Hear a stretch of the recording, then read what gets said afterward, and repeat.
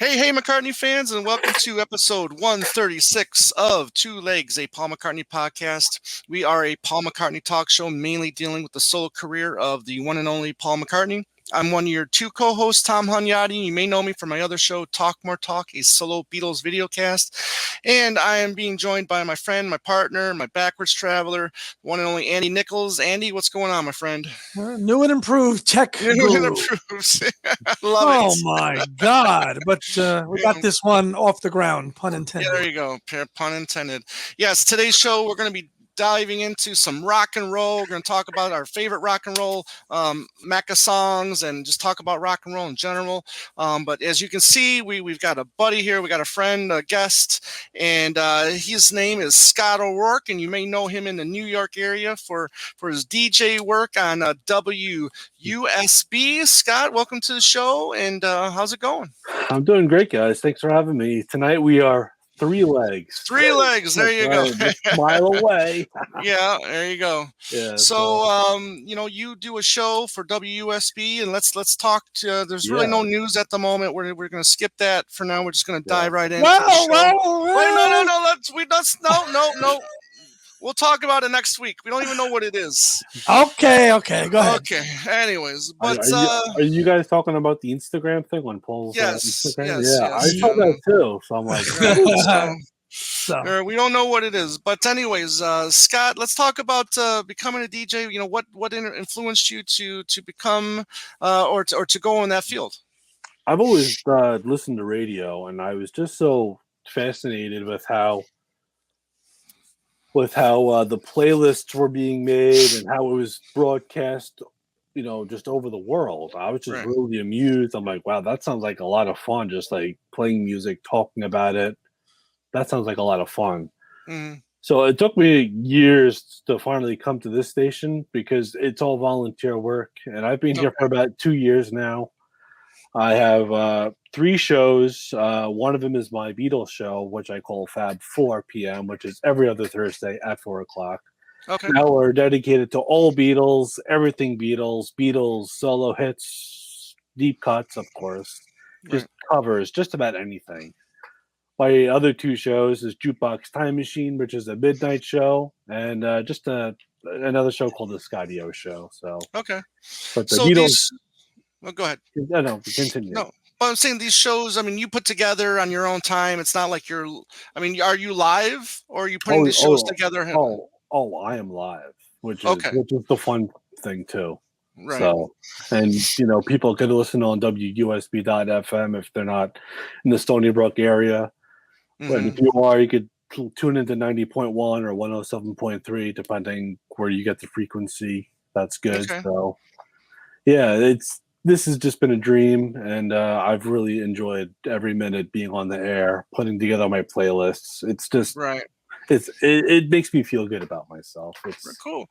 Andy dabbled in some DJing while he's in Liverpool, didn't Liverpool. you, Andy? Yeah. I had my own little radio show there for a year when I was in grad school. Nice. So very similar kind of thing, and I just kind of played whatever I wanted to. It was very similar, just to kind of just sit there and play what you want to play and have fun. And they kind of college radio is it's the best. It's the best. It really is. It's the best. They're like, you can play whatever you want. Exactly. Within FTC guidelines, of course. Right. Oh, of course. Yeah. And program directors, as you know, just want to fill the shifts, right? So they don't care. Just get a body and play whatever you want, Exactly. Right. Exactly. And with our station, we have a great wide variety of programming. So. Right. Cool. And So let's just talk about your Beatles show then for a second. Yeah. Talk about putting it together. Obviously you try not to play the same songs, back to back, Yeah. So, how tough is it to put together a show like that? It's a little tough sometimes. For me, with me choosing my songs, especially the Beatles one, it really depends like what I'm listening to at that moment. Like, I'll listen to my phone on shuffle, and if a song comes up that's like I don't really hear, I'm like, oh wow, this would be great on the air. Right. so yeah. So my show kind of consists of like what I'm feeling, a little this date in history, Mm. some new releases, Right. and just whatever I want. I think I actually take some influence from Ken Michael's show because he puts Right. together a great Yeah, syndicated he show. sure does. Oh, yeah. He sure He does. is great. I love how he puts together the show. So Little Right. small plug for Kenny. Just got Alan there White. you go. He just got Alan White, which has a huge Yes fan. Rick Yeah, Wakeman. I listened to That's it cool. before we went live or before we started recording, and wow, That's great, cool. great interview. Oh, Like a lot of these older musicians, obviously memory loss oh, is there a little bit, but he Ken got some great information out of Alan White from the All Things Must Pass sessions. So Yeah, so nice job there, yeah. Ken. Yeah, I can't wait for that box set. Yeah, no, we're excited as well. So you were talking. I mean, the rules. I mean, you can only play like 4 Beatles songs per hour for George, for John, and so on and so on, Yeah, right? So yeah, you're kind of like limited to yeah, how much you can play an hour. yeah, Then. yeah. That's why doing an hour is perfect. Right. Actually, my next I have a show tomorrow, which at 4 o'clock, and my following show is in the beginning of August, and I'm actually going to do like a concert for Bangladesh 50th anniversary highlight Cool. show. So, Oh, very cool. yeah, I'm going to play a mixture of live recordings, studio recordings. Going to mix Okay. it up. But hey. So then that's interesting you say that because then you're going to do this concert for Bangladesh special. Now you can't play everything from that album because it's strictly a George Harrison album, or can you play a Bob Dylan track from that album and it be counted as a Bob Dylan track? You know what I'm right. saying? Yeah. There's also a rule where you can't play, I guess, 3 songs from the same album as well. Really? Yeah. Wow. Yeah. So Okay, interesting. that's why I'm gonna mix it with studio recordings and stuff like that. Okay. That's why I'm calling it a highlights show. So Gotcha. yeah. Interesting. The rules that you have to follow for for stuff like that. It's If you wanted to do like a special on McCartney 3, you really could only play 3 songs from that album. Then, right? I think I told you about him back in May. I did the 50th anniversary of Ram. Right. Yep. That was a good show. Yeah. So I played a combination of Ram tracks, Twin Freaks, various tribute albums from that, Thrillington. Right. So it worked. So definitely put some thought into it. Yeah. So well, make sure you gotta be a little creative with your playlists. Yeah. Right. With those rules and regulations. Yeah. Mm-hmm. Yeah. And I also plan on doing a 50th anniversary for Imagine. And then Wings of Wildlife, which is at the end of the year. Oh, yeah. Can't wait. Yeah. Yep. So I'm psyched for that. Those are some of my big projects I'm kind of working on right now. Cool. Make sure you play the what's his name? Was it Cassidy's version of Tomorrow? Oh yeah, Tomorrow. Yeah. I actually found a Denny Seibel trio doing Bip Bop, which I'm actually going to yeah. Very cool. Yeah. Very cool. So again, with that, I'm going to probably do a little bit of covers, Twin Freaks, the actual album, whatever I could get my hands on. Excellent. So, very cool. Yeah. Awesome. So. Right. And then we'll talk more about the show later on and where people can listen to again. And we'll, when we plug our stuff later on. But like I said before, that we're going to talk about just, rock and roll, Paul's Rockers. I've been wanting to kind of do this for a while because, every once in a while it's cool just to focus on one specific, genre of music that we all know Paul is great with the ballads and the granny tunes and, the rockers. Exactly. Yeah. Oh boy. Kisses on the bottom. Yeah, Kisses. Yeah, the standards and all that stuff. But Andy, let's just start with you. The rockers in most part. Obviously you grew up listening to rock and roll too. What would you consider Paul one of the best great rockers out there in history? Sure. I think no question. I think people like to peg Paul as a certain kind of, he's old folky or he just likes to do that. But I think Paul at his core, just like John was, is a rocker. Right. He's a rocker. Rocker by heart. Obviously we know about his love for the rock and roll when we talk, especially during those early episodes of the Beatles anthology, talking about how much, those little Richard, Elvis, Everly Brothers, all those songs, helped influence. That was it. I mean, Eddie that's Cochran. Yeah, Eddie Cochran. There you go. Right. I remember hearing like Paul talk about if you had to play one song at the end of the world, like let's say the world ends tomorrow, what song would he play? 20 Flight Rock. I've heard that. That's his tune right there. That's his audition song. This song right. he played in front of John to get the right to get the spot. So yeah. That's the jam right there. Yeah. Obviously, you can feel the influence of those early rockers in his music, right, Andy? I mean, you can feel the Fats Domino in songs, the Little Richard in songs. You definitely you can sense that in everything that he's done. Those influences, no matter what he's done, still. I mean, go take a look at even Tripping the Life Fantastic. He plays Ain't That a Shame. Right. So he never strayed too far from those rock and roll roots. Yeah. No, and when he does do those rockers, they do seem a little bit more energized, than the original recordings. You know what I'm saying? They really do. And I mean, take it he's never. Whenever you think he's just about to just kind of mail it in or go soft, I mean, he hits you with a full on. I mean, rocker. Run Devil Run. I mean, he's got the Russian album. So I mean. He's always been very quick to remind everybody that, hey, I'm still a rocker. I'm a rocker. I'm still rock and roll. Yeah, that's right. Scott, I mean, talk about some of your other favorite rock and roll bands out there. I mean, we'll do the same too. I mean, what else do you like in the rock ship field? Oh, well, yeah, you got the Yardbird shirt on right there. There you go. I like a lot of the British Invasion. I'm a big Stones guy. I like the Who. Yeah. I also like the Beach Boys. There you go. Elvis. Right. The early 50s rockers, Bill Haley, Little Richard, Chuck Berry. Oh, so you're a fan of that the 50s rock and roll era? Oh yeah. Yeah. Okay. Yeah. So yeah. Andy? What about you, Andy? Early that I'm not an early 50s guy. I respect the era, and I actually like the doo-wop stuff actually a little bit better. Oh really? Yeah. Wow. Yakety yak. Yeah, but I'm more. I do like the doo-wop stuff.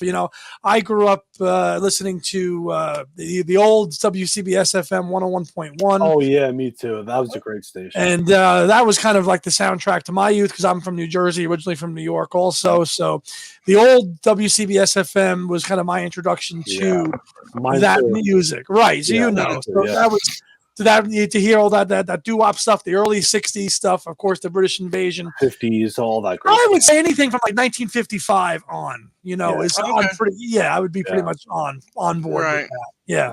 Right. Well, like you, Andy, the 50s era rock and roll, I mean, I respect it too, like you do. I mean, it's not like I seek that stuff out or I seek to listen to it because I mean I did when I was a kid. I mean it wasn't really my different. thing. You're right. It was a different feel. It was a different feel, especially when growing up.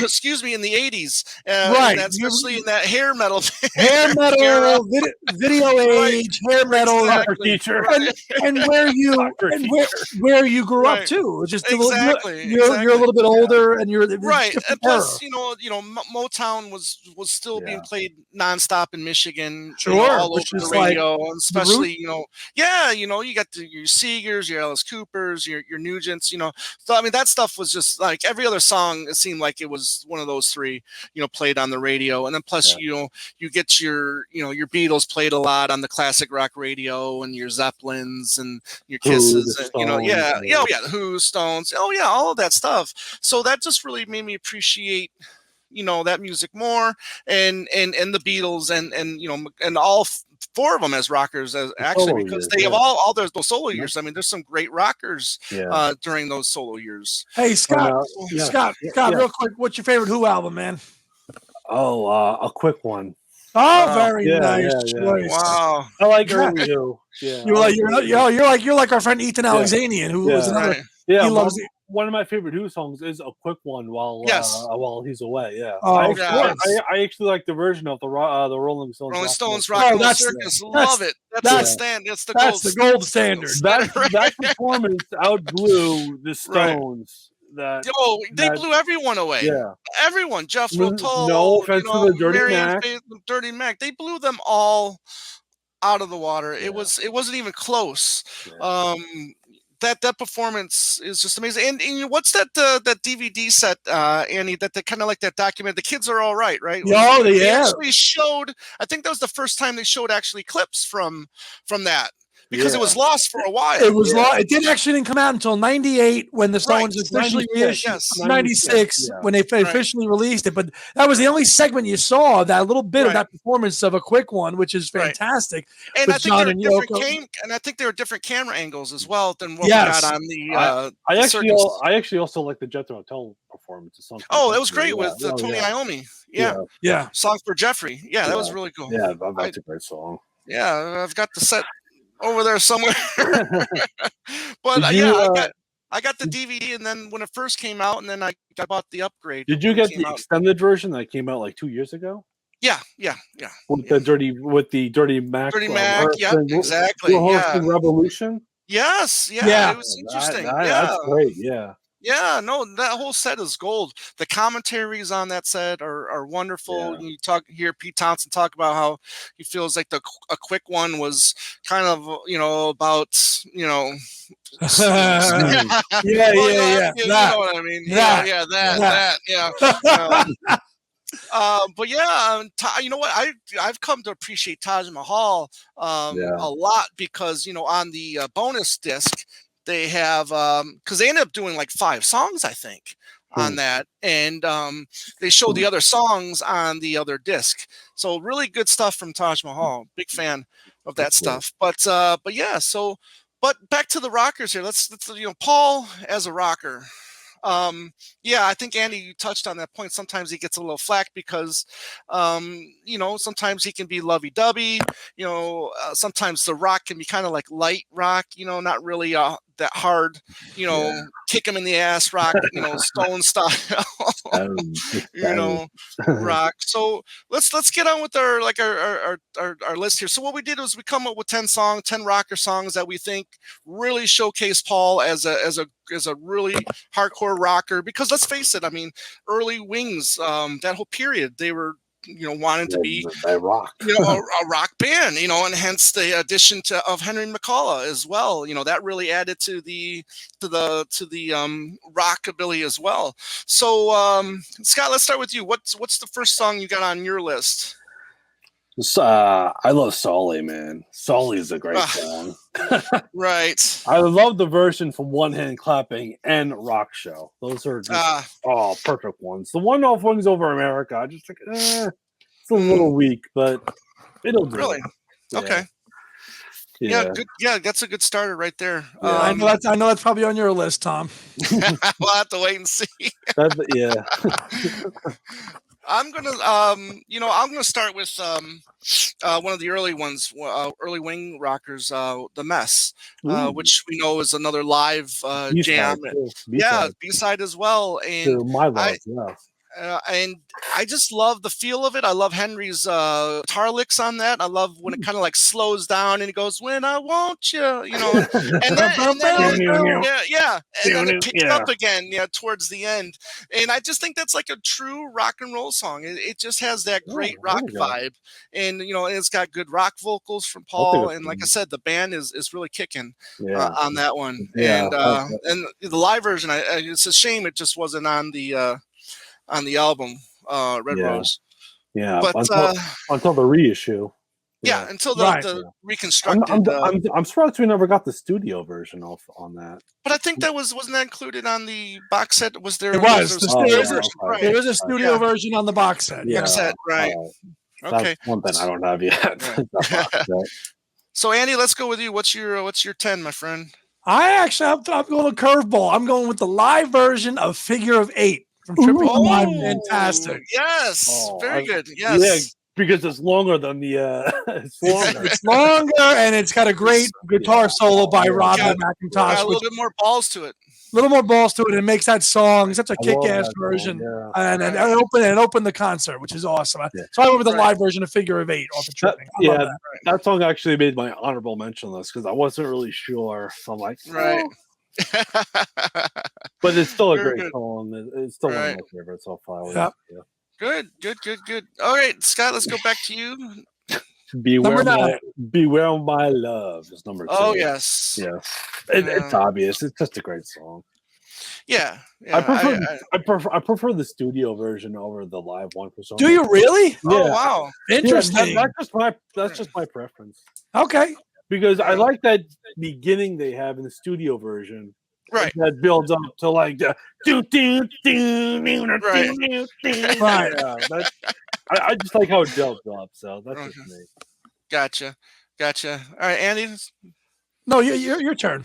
Oh yeah. Okay, I'm going with Only Mama Knows for Memory Almost Full. Ah. And I can remember putting that, I was driving and putting that, picking it up, putting it in the CD player right away.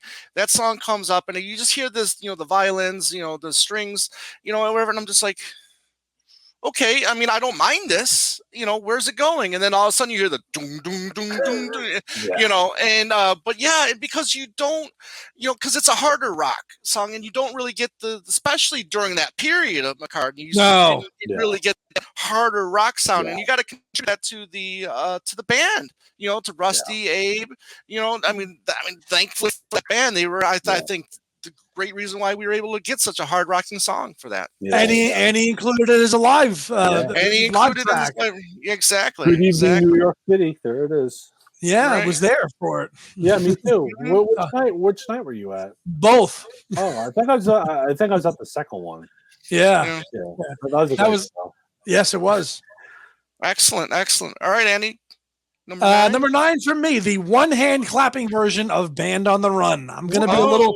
Right, I'm gonna be a little plain Jane vanilla and throw like a big hit in there. But there's something about his vocal delivery on that one-hand clapping version. I listened to it 3 times today. He is just screaming on that and wailing on it and really rocking out on it more so than the studio cut. Yeah. Okay. Fair. So I mean, even with live, but I just love the energy of, especially a lot of that one hand clapping stuff. But I actually also enjoy the Jet performance from that one hand clapping as well. Yes, and maybe MMA's as well. Yeah, that was a great performances all around on that show. Amazing show, especially from Paul. The vocals on that, all of them are stellar. So okay, yeah. All right, so let's move on to 8 and Scott. Well, this is number 3, but it's all right. For me, it's Helen Wheels. Oh, okay. Yeah. First time I heard it, I'm like, this song rocks. Right. No, exactly. I think it does. I first got it off the Wingspan album, and I'm like, this song is great. So I still rock out to it whenever I hear it. So. Was that one of the first McCartney any CD or albums you ever got from him? No, the first one I got was Paul Is Live. Oh, okay. Yeah, because it had the Beatles songs on there, but now I kind of grew into more of his solo stuff. So then I eventually got Wingspan. Okay. So, Would you say you were a Beatles fan before a solo McCartney fan, or vice versa? Beatles fan first, and then I also pretty much that. Gotcha. Right on. Yeah. For me, 7 or where are we at? 8. 8. Yeah, I'm going with Sliding. From McCartney. There it is.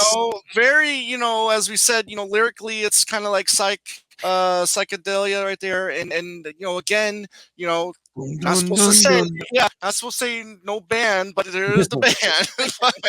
Oh, come on! I think that was supposed to be a secret. I think that was one of the jam songs he did before, from what I was reading, which actually he was doing with Rusty and those guys. Right. Yeah.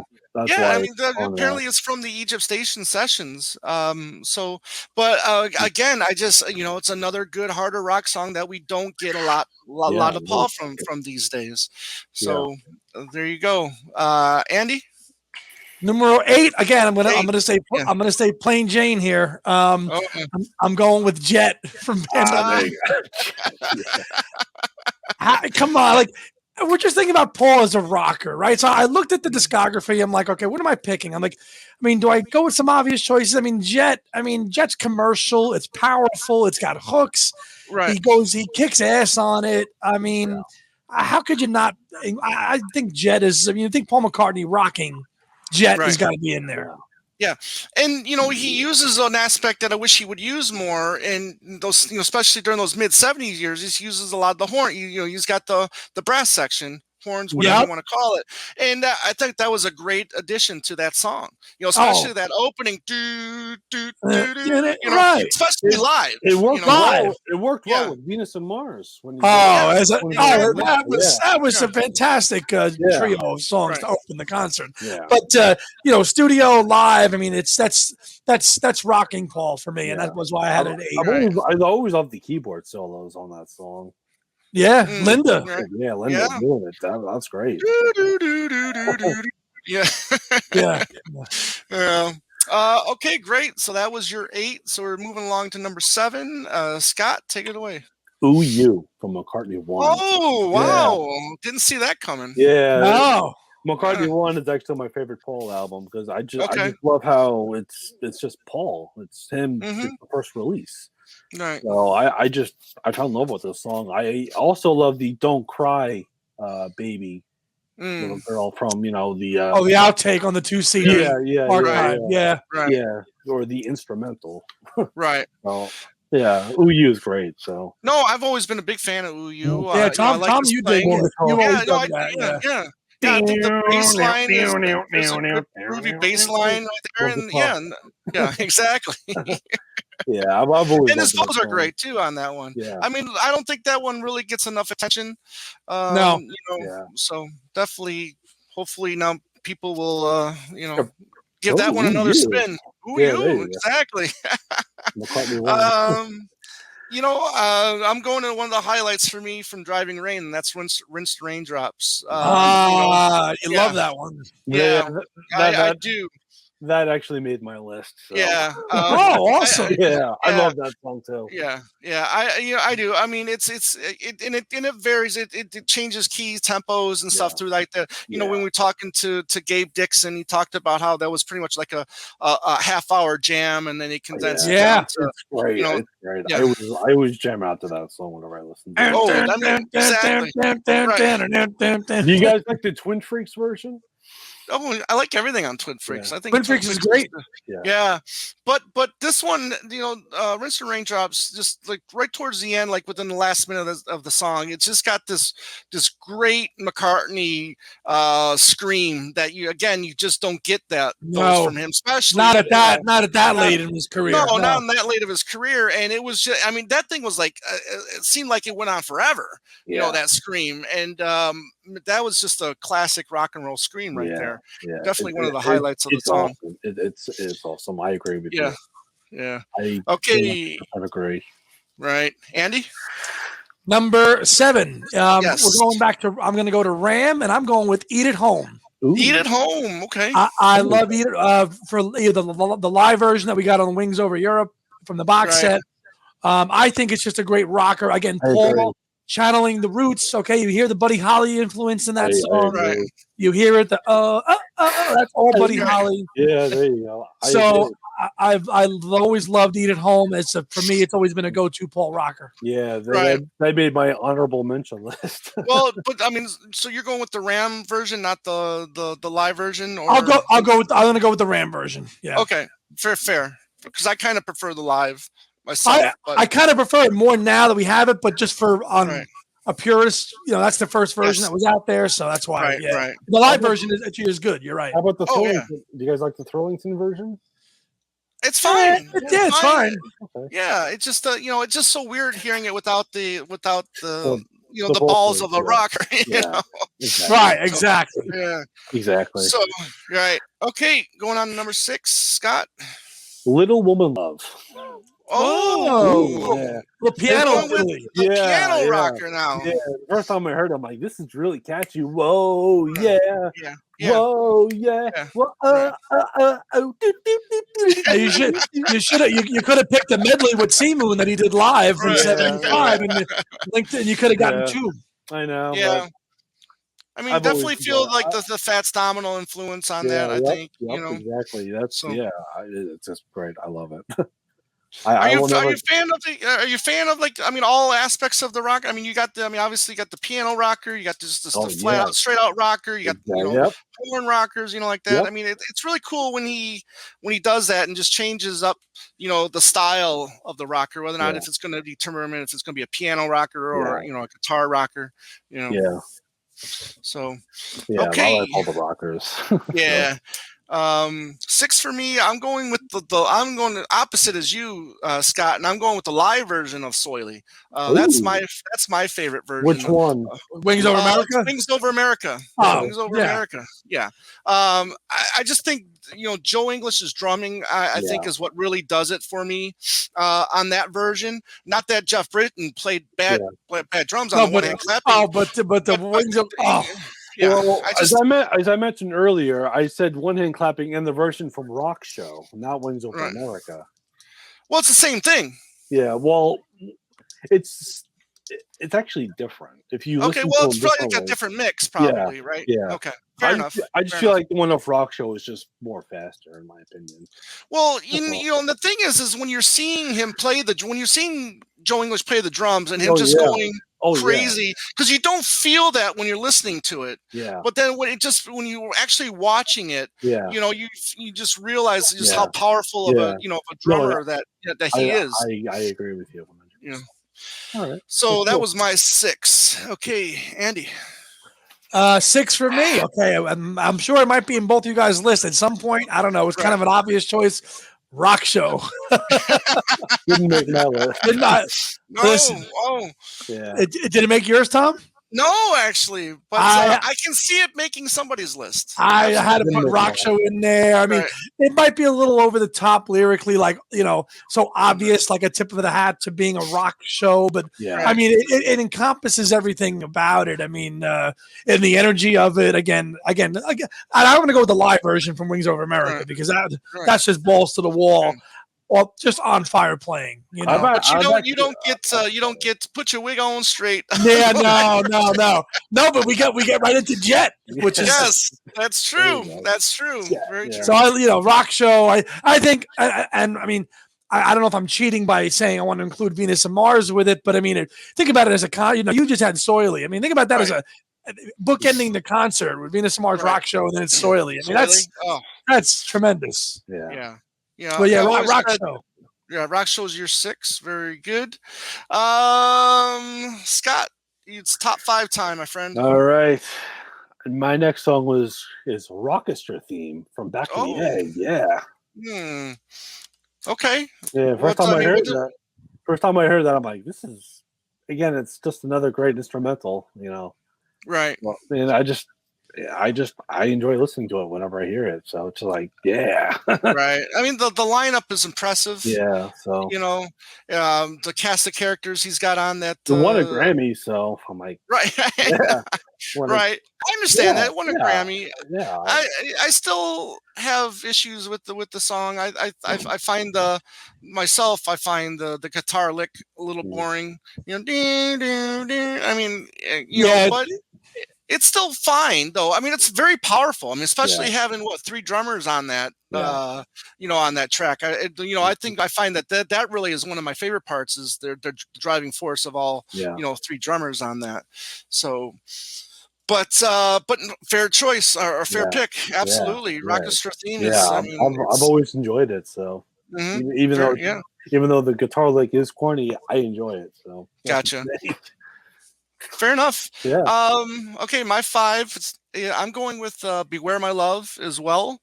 I'm going with the album version myself. I think it's just as good as the live version myself. I really like Paul's vocals on the studio version myself, and it's a great rock. I love that it's like 6 minutes long. Yeah. One of 3 5+ minute songs on the album. And I really dig it, man. It's like one of those songs. You're in the car, you're driving, that song comes on, and next thing you know, you're going 90 miles. Yep. No. Whoa. Yeah, exactly. Yeah, especially when it picks up with the screaming. Yeah, exactly. Yeah. So, all right, Andy, you're number 5, my friend. You mentioned this. I think that was your number 10. I'm going to go with The Mess. Oh, great. The Mess. Love The Mess. Like that we got the studio, but I'm going to go with the one that's on the original Live at the Hague version. That was the B-side Okay. to My Love. Right. So Yeah. that was my first exposure to it. And the first time, like as an early Wings fan or an early McCartney solo fan, I was like, wow, here's a like a non-album B-side, and he's actually my first evidence of Wings being, oh, they can really rock too. That was Right. for me as a younger fan was like, oh, okay, they're a little more than just, ballads and stuff. They could really rock as a live outfit. And that was the really only evidence at the time that you heard of that lineup doing that kind of stuff. So that's why, for sure, The Mess, as we now know, everything, but yeah, The Mess, you can't go wrong with that. No, you can't. I agree 100%. Yeah. Number 4, Scott. Long leather coat from the. Oh, wow. Yeah. Deep cut. Really? Wow. I love it. They're going deep. Yeah. I love it. I love it. Yeah. Right. Can't go wrong with that song. Talk about that for a second. I just feel like the songs off the Complete Works were better than what he had off the ground. Hey, I'm on that camp myself. Oh, we know that. Let's not go there. Let's not start that conversation, Scott. Yeah. You know what I really like is about some of his rockers too are the backing vocals. Backing vocals are a huge part, I think, of a great rock song.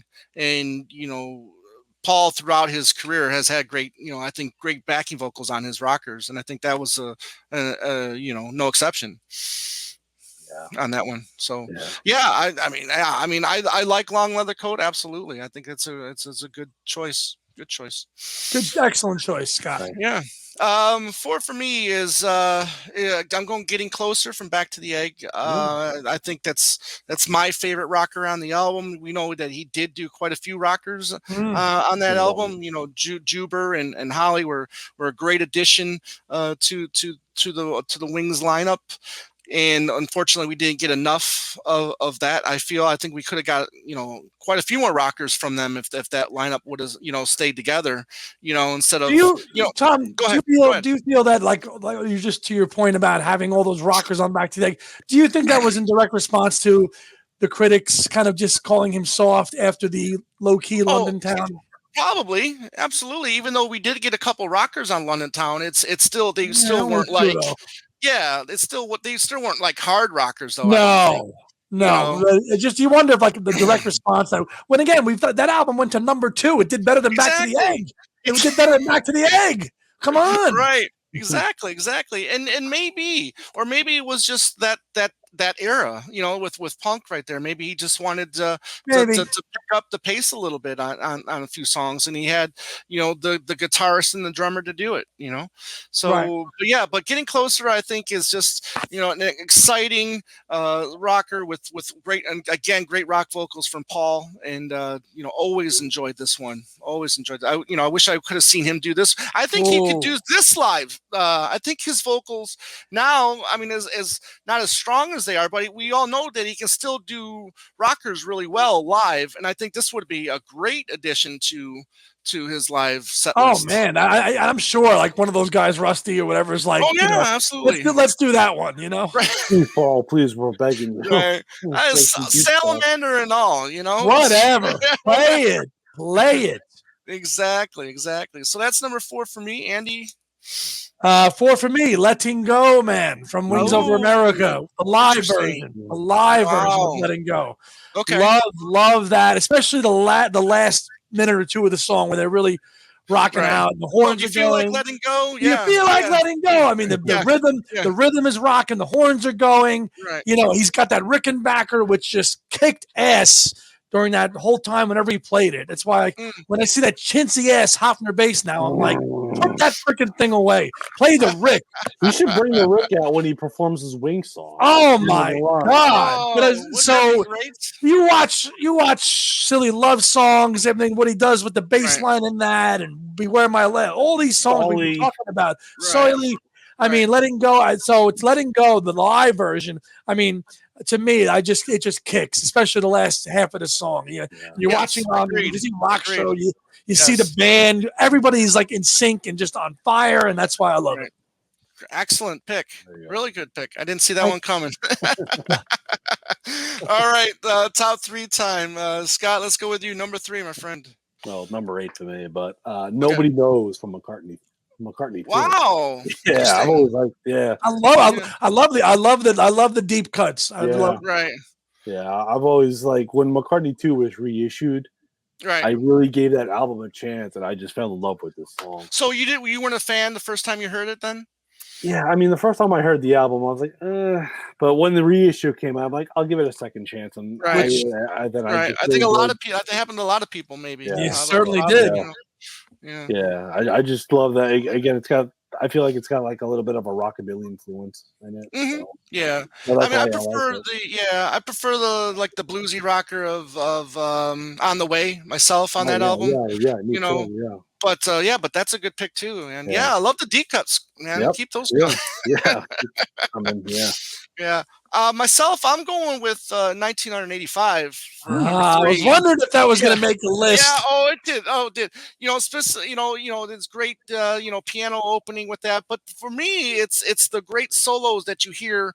Towards the end of the song. All the guitar solos. All the guitar solos towards the end that really picks it up. And I love the woo. I love all the the breakdown and when they get into the backing vocals and everything. And and this every time you go do do do do do, and then you see it that just keeps building, layering. Exactly. Yeah. So good. Yeah. So good. Exactly. Very good. Yeah. So 1985 is 3 for me. Yeah. And Andy. You both have it on your list, but right. And I do too. But I'm going again with a live version. I'm going with "Beware My Love." Okay. Now you guys both said you like the beginning, how it kind of slowly builds. Right. And I enjoy that in the album, but the live version to me, he just kicks right into it, and because he didn't recreate that kind of slow beginning intro. The live, he just went right into it. Whoa, whoa, whoa! Like, I mean, I think that I must be wrong. Like I think that. So right from the beginning on the live version, that song is on freaking fire. From the beginning of it to the end of it. Agreed. And that's why, to me, it's like the live. I know we've talked a lot about Wings live and stuff, but I mean that to me is like Paul Wright. It's telling me we're in top 3 here right now. This is So "Beware My Love." I do find that's pretty cool though that we all did have that on our lists. Yeah. No, I figured we would probably have like 1 or 2 songs where they would be on all of our lists. Right, I think that's the only one so far, though, right? All 3 of us, right? I think so. I think so. Okay, number 2, Scott. Now we'll have to go to a B-side, "Girl School." Oh boy! Yes. I just love it. Who does all Roxanne's a woman trainer. She puts the kids to bed. Oh yeah. Yeah. When I was listening to Ken Michaels a while back, I love how he actually mentioned how Paul was on vacation. Yes, in Hawaii. And like a porno came on. Exactly. That's how we wrote the song. Well, I think it was a porn mag. I think. Yeah. But still, I thought that was pretty cool. Yeah. Well, you can get influenced in so many ways. Yeah.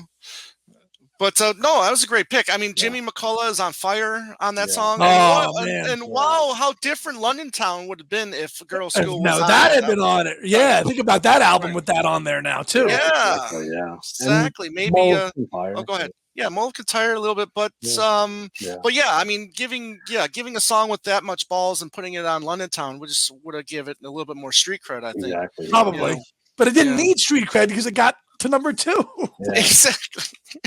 And the fact that it's a B-side makes it even cooler. So. Mm-hmm. Well, I mean, would it be considered a B-side here at first, and then because it was just the DJs just decided to play that one of the 2, right? Or was it always the A-side here?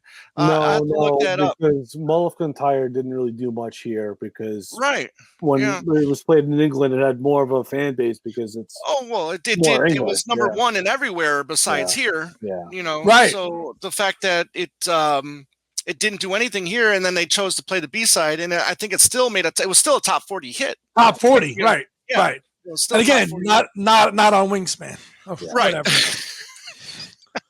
We got girlfriend, but Ridiculous. Right, we got girlfriend.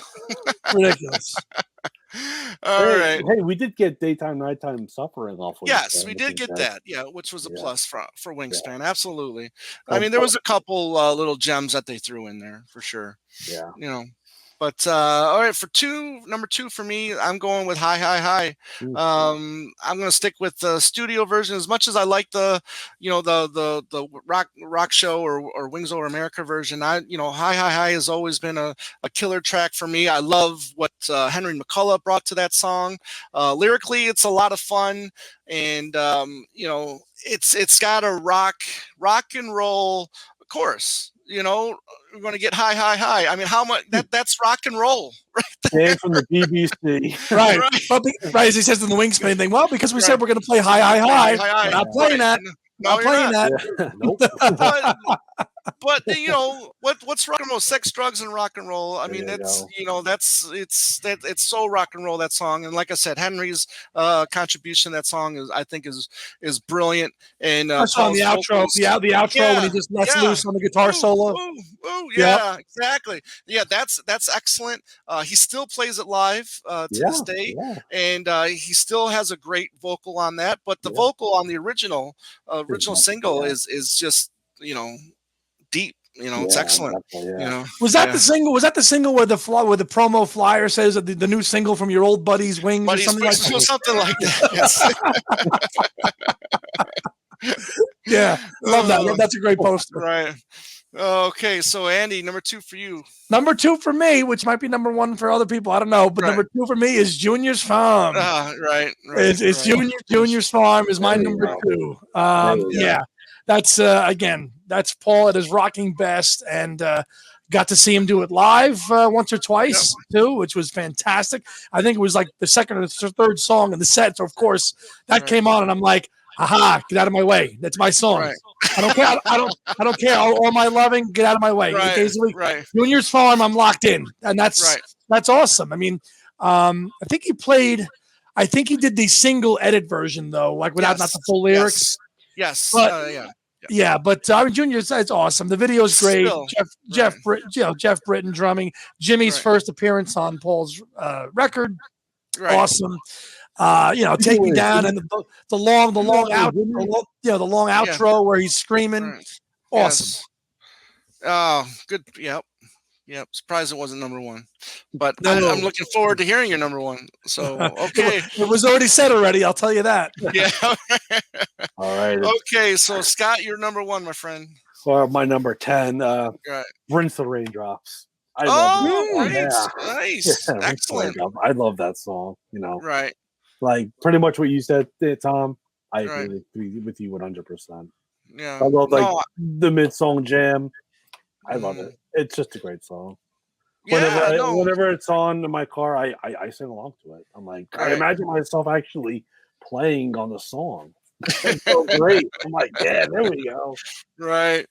No, it's got a lot of great stuff going for it, and it was just so cool hearing Gabe Disson talk about that song, and his experience on it, But I mean, it's a great pick. I think Rinse the Raindrops is a great top 10 pick for Paul Rockers. Yeah.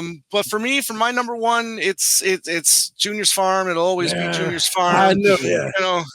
I know I'm kind of predictable sometimes with my picks, but Junior's Farm. Andy, like you said, Jimmy's guitar playing. I mean, he just, first at bat, grand slam, out of the park. His first appearance on a true McCartney.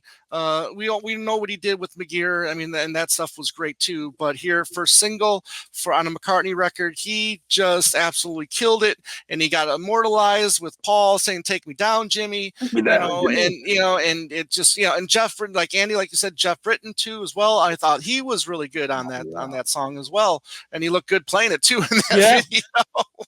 Having a good time. Yeah, exactly. But lyrically it's fine. It can't be the single edit. When I will never listen to that single edit again, unfortunately. No. He did play the single Yeah, that's what he does live now. When I saw him 2 or 3 years ago now, whenever it was. Now, what's the lyric he admits live? The grocery store lyric? That's the one that he takes out? Yes, yeah. I took my bag of Holly must have had more sense, I think it was. Is that the one? Is that the lyric? That's the one that he takes the verse, so the verse he takes out? Yeah. Should have had more sense. Yeah, that one. That one, yeah. But yeah. Hey, but hey, listen, and it's just like when he did Venus and Mars, and he only did the little. He just played the beginning of it. You're like, what are you doing? Right. And then when we were talking, about the compilations, we get the full version on Wings Greatest. Right, we get the edit, and then ever since then we got the radio edits until the Venus and Mars box set. And then that's when we got the remastered full version, which I would have been so pissed if we only got the radio edit version on that box set. On that box set, paying that much money for it. Oh my god! He would have been disowned. Yeah, he would have been disowned. You give me the full version, damn it. Yes. But Andy, I'm really curious to what I know we said it, and I'm really curious to see what your number one exactly. Drum roll for Andy. Give us your number one, please. My number one rocker is Girl School. I fucking love Girl School. I think we've talked. Girl School to me is the best rocker. Not only that, probably one of the best B-sides he's ever done. I agree. Ever. I mean, everything about it. I agree. The girls at the beginning, 3 cheers, hip hip. I mean, you've never heard that. Yeah. That's awesome. Right. Yeah. And it's he just it's classic McCartney. He's just rocking out. She gives him throws in a paper cup and she knocks him on the head, just screaming. It's just, it's craziness. But what I love about the rock, it is a rocker, but it maintains that Wings sound when you hear Paul, Linda, and Denny on it. With the Oz on it. That's what I love about that. So it has the ability to rock, but you hear that trademark Wings sound on it, which is why I love that song. Great. So it has both. You're hearing the shades of classic Wings harmonies, and also the band just kicking ass too. Oh yeah, absolutely. Yeah, no, it's a great number one. Absolute great number one.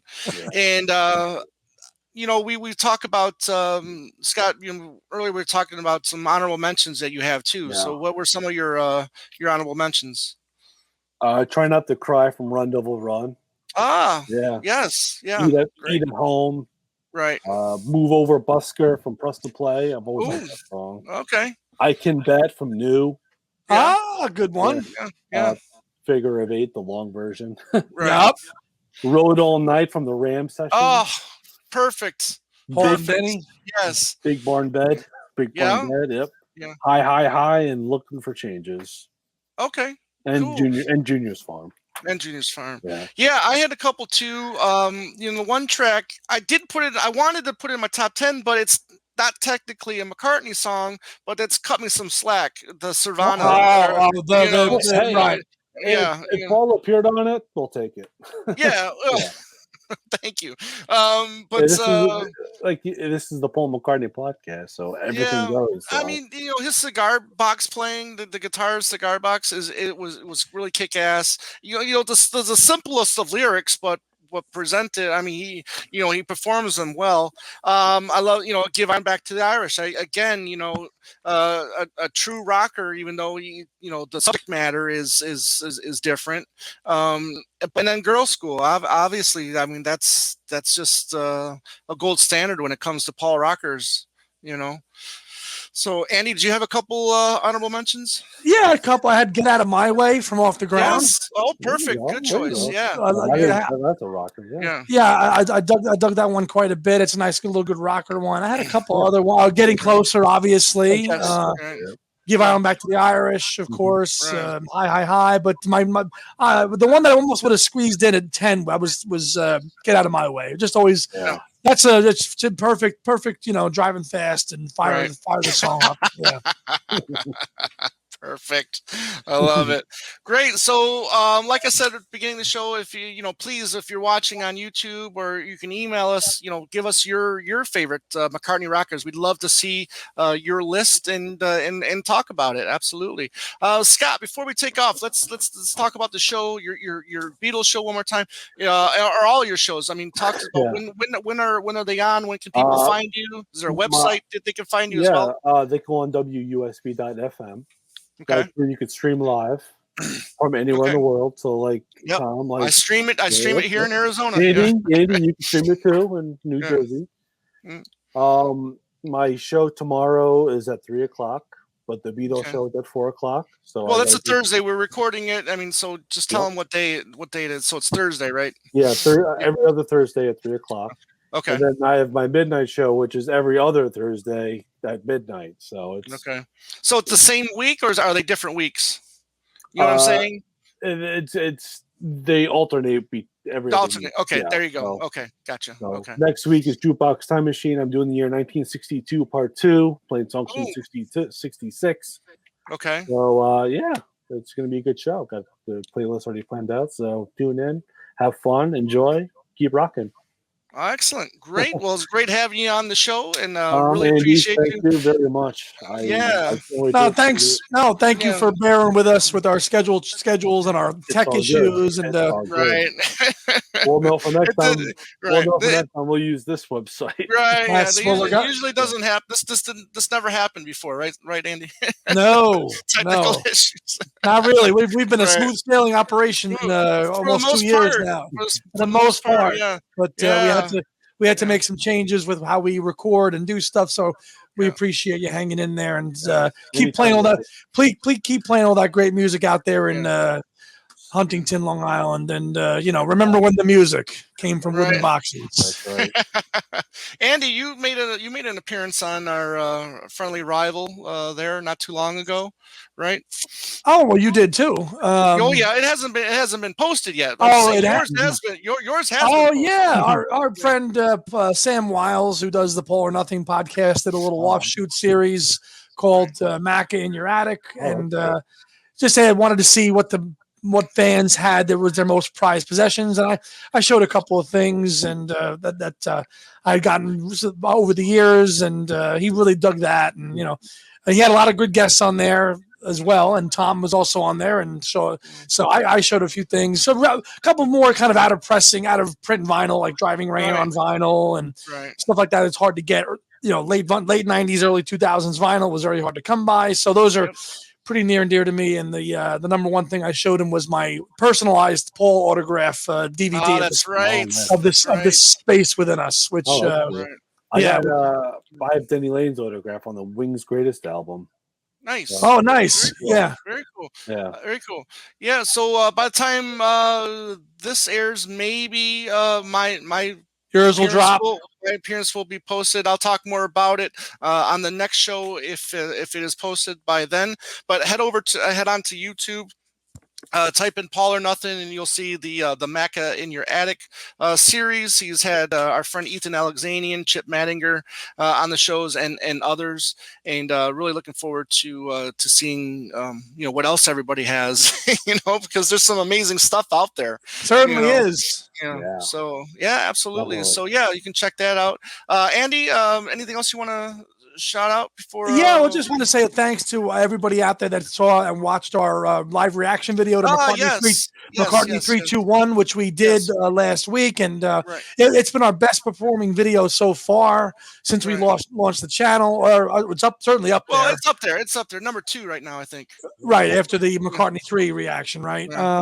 So it did very well, and Tom and I watched that on Wednesday, and we reacted to it. And thank you to everybody out there that's also plugged that: Joe Mayo, Matt Street, and for plugging that episode that we did on it, and we had a lot of fun, and it's done well. So thank you everybody out there and who's followed us or found us through that. Yeah, exactly. And you can find us on Twitter, Instagram, and Facebook at Two Legs Podcast. Email us at twolegspodcast@gmail.com. The website, twolegspodcast.com. And please check out the YouTube channel, Two Legs, a Paul McCartney podcast. It's really starting to grow. We're over 600 now, working our way towards 700. Thank you. Thank you, Scott. Mhm. And, it's growing every day. So we really appreciate you guys heading over there. We're still, on all the audio formats, the the Podbeans, the iTunes, the iHeartRadios, the Pandoras, the Spotify's. We're everywhere. We got Andy to thank for that because he busted his butt getting us on all those audio formats, which it was a toughie at first. I don't know. It was that stupid logo, right? Oh my God! The artwork Right. does not match iTunes descriptions of what it should be. And then Right. that was a long time ago now. Right. Yeah. Exactly. Oh, I shouldn't say stupid logo, but because But David was my cousin, David worked on that and did a great job with it. So, but everybody out there, thank you. Like Andy said, thank you for listening. We really appreciate it. The old timers, the newcomers, and keep listening. So, everybody out there, as always, have a great day and a beautiful night. Take care, everybody.